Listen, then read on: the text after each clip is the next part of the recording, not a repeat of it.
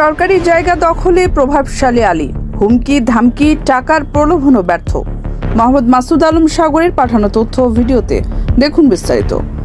চট্টগ্রাম মহানগরীর ৩ নম্বর ওয়ার্ড জালালাবাদ মৌজার আরেফিন নগরে সাজিনাজ হাসপাতালের পাশে সরকারি খাসের ১৪ শতক জায়গা দীর্ঘদিন ধরে অবৈধভাবে দখল করে রেখেছেন স্থানীয় প্রভাবশালী মোহাম্মদ আলী।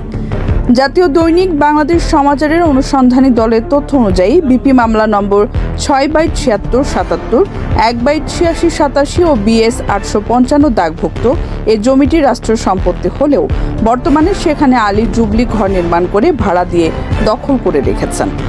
ঘটনার সত্যতা জানতে সাংবাদিকরা মোহাম্মদ আলীর সাথে যোগাযোগ করলে তিনি প্রথমে টাকা দিয়ে নিউজ বন্ধ করার প্রস্তাব দেন। সাংবাদিক রাজি না হয় তিনি অকথ্য ভাষায় গালাগালি ও হত্যার হুমকি দেন।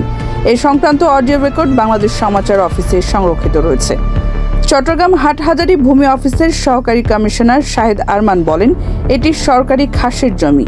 মোহাম্মদ আলী দীর্ঘদিন ধরে জবরদখল করে রেখেছেন। আমরা একাধিকবার উচ্ছেদের চেষ্টা করেছি। ৪ শতক জমি জেলা প্রশাসন সাজিনাজ হাসপাতালকে লিজ দিয়েছে, কিন্তু আলী নানা অজুহাতে জায়গা ছাড়ছেন না। বিষয়টি জেলা প্রশাসককে জানানো হয়েছে। অতিরিক্ত জেলা প্রশাসক মোহাম্মদ সাদিউর রহমান জাদিদ বলেন, আমরা কঠোর পদক্ষেপ নিচ্ছি। তাকে শেষবারের মতো নোটিশ পাঠানো হচ্ছে। এরপরেও জায়গা না ছাড়লে আইনগত ব্যবস্থা নেওয়া হবে এবং সরকারি জমি উদ্ধার করা হবে।